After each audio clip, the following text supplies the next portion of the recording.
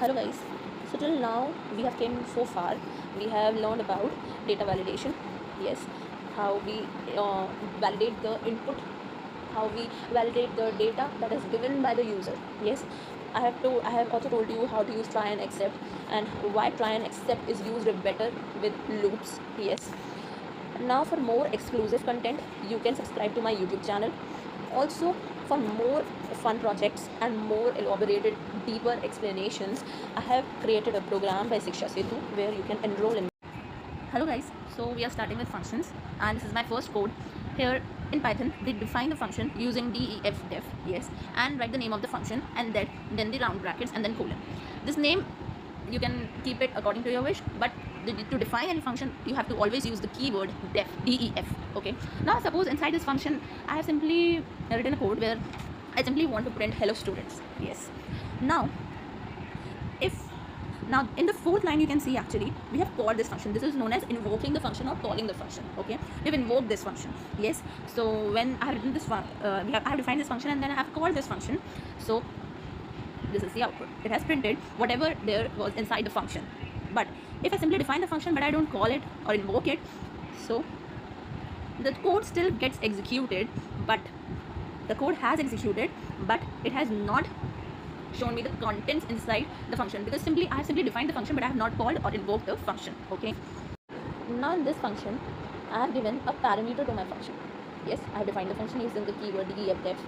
I have kept the name of the function according to my wish, yes, and inside it there is a parameter name. Yes, there is a parameter name, and then inside this function what is happening? I am printing hello name. Now I have kept hello inside double quotes and then comma and then name. I have already taught you in my previous videos how this concatenation of strings and variables happen. Yes, in Python you will know it very well. If you don't know, you can check out my videos. So here what I want to exactly print, I want to print, yes, hello and then comma the name which I will give inside the function when I will call it. Yes, when I will call it. So when I call it or invoke it, so let's play it, let's run it. It's written hello Paki. Yes. Now what happens if I don't give any argument inside, if I don't give any argument while calling the function?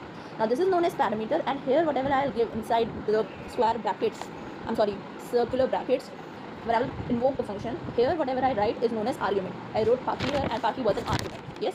So I am not given any argument. So what happens? Let's run it. It shows me an error.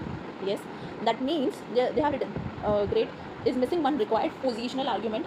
ये positional argument को miss करता है, okay, and it requires it. So basically here in this type of function where you have given arguments, you need to give like if you have parameter here, you need to give argument here. Argument means here if they ask for name, you should write the name. Yes, you can give any name, your name, your mother's name, your friend's name, who is there.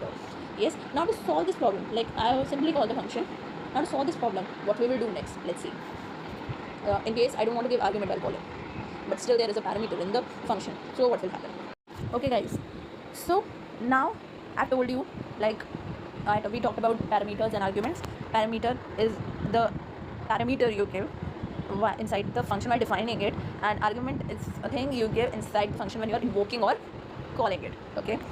So I also told you that to solve the problem, like when there is a parameter inside the function, yes, now here what exactly it is a default parameter. Default value of this parameter is student. So even if you don't enter any argument inside the function while invoking or calling it, it will print the default value of the parameter, okay.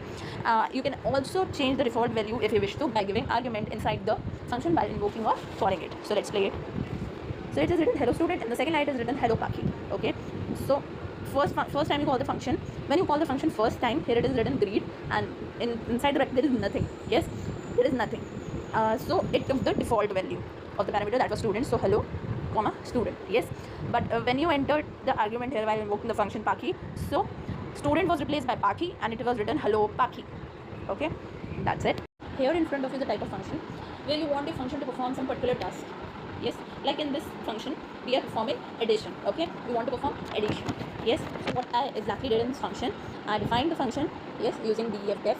I kept its name add, okay, to be more readable, okay. one the programmer while coding, when he's preparing large chunk of codes, yeah, he's preparing some big code, so he's working on some big project, so he must know what exactly he or she is doing. So your names that you keep, they should be reasonable, okay? So you have given the name as add, okay, and inside it you have given two parameters, a and b, okay, and then you have returned a plus b, okay.